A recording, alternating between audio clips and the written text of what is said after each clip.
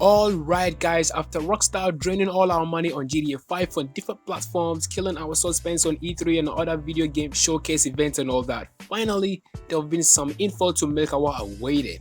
Well, in this video I'm going to talk a lot more about what has been released so far, being the characters, story setting, gameplay style, supporting platforms, maps, and finally the release date.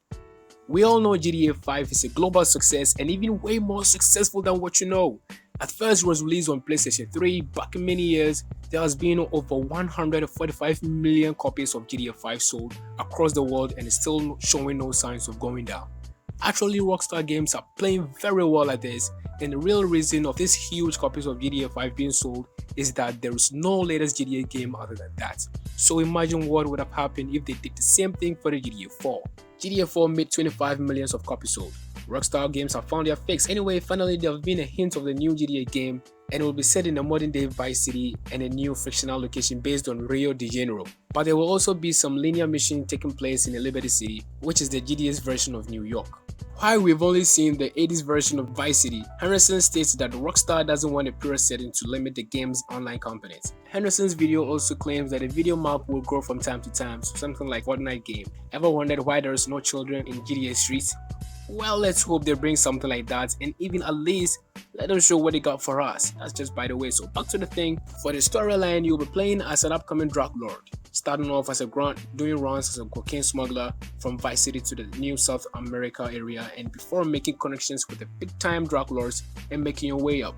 To reflect with the game's expansive story, buildings and vehicles are set to change over the eras, so certain cars will be only available in certain time periods. From leaks, GTA 6 might be like Narcos from the Netflix series, so it will be more of drug trades and all that. Also, expect a different language to be introduced during the story mode, since some of the characters based are to speak their native language for it to be more authentic. For the characters, GTA 6 will have switchable characters just as in GTA 5.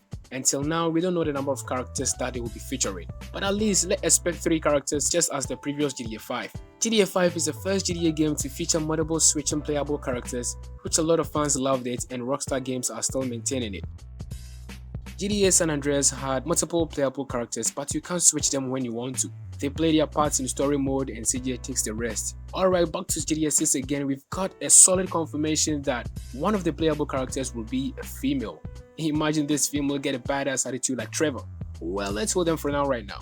Also, actor George Consigio tweeted that he's been chosen to play a character for GTA 6 and that he will be acting as a character called the Mexican.